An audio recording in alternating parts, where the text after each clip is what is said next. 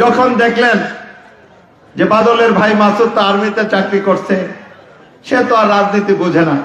এক জায়গায় বলেছে যে বাদল ভাই তো আস্তে আস্তে রাজনীতি শিখেছে, সে তো আর জানে না।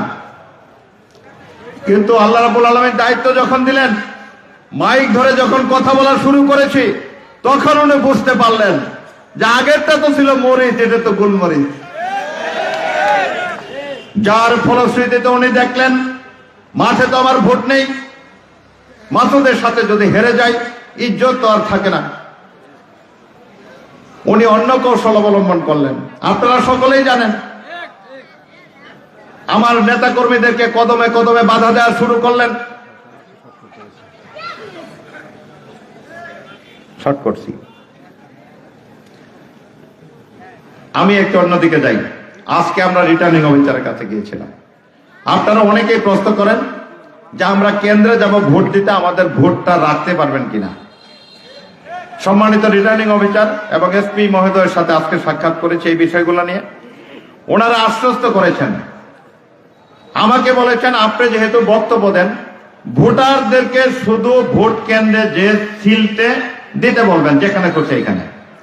আর এটাকে রক্ষা করার দায়িত্ব প্রশাসনের, রক্ষা করার দায়িত্ব সরকারি কর্মকর্তাদের।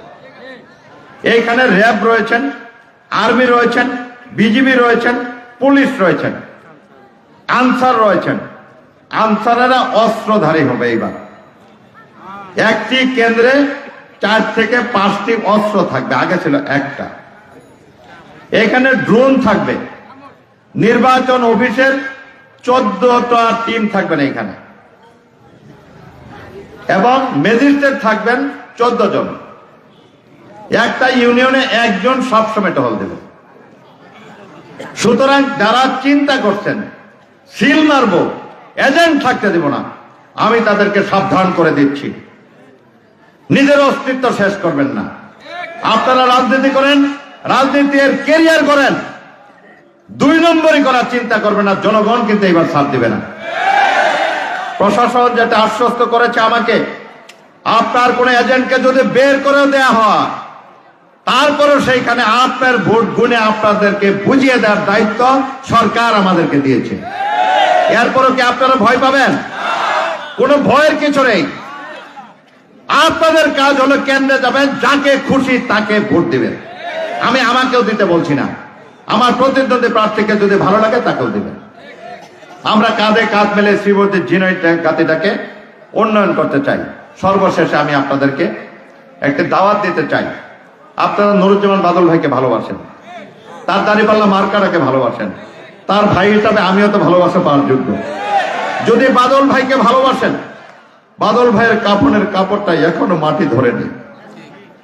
যদি বাদল ভাইয়ের চেহারাটা আপনাদের মনের দৃষ্টিতে একটু আসে, আগামীকাল আমার পক্ষে শ্রীবর্তী কলেজ মাঠে 3টার সময় একটা গণমিছিলের আয়োজন করা হয়েছে।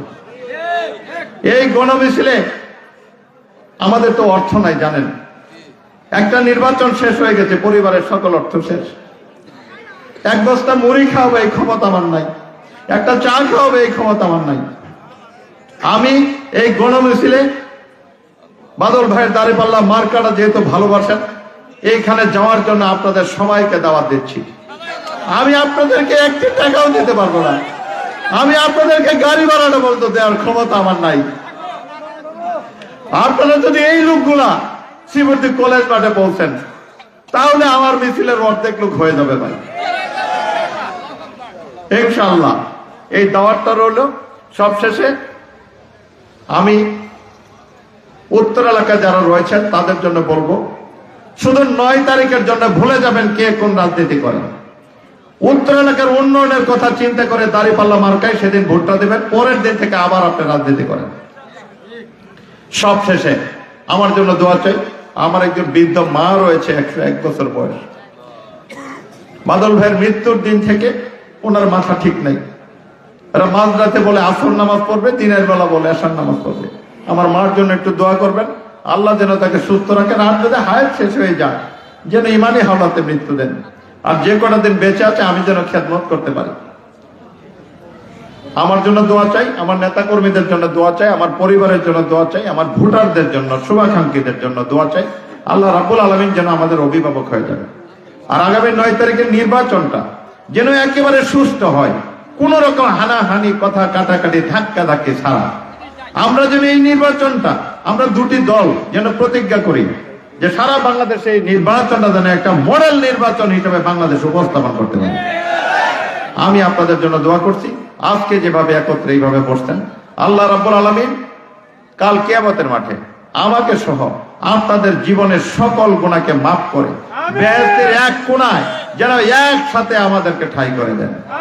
সব শেষে আমি আপনাদের কাছে দোয়া চাই, সহযোগিতা চাই, এবং বাদল ভাইয়ের দাড়িপাল্লা মার্কা, আমার দাড়িপাল্লা মার্কায় ভোট চেয়ে আমার কথা শেষ করছি।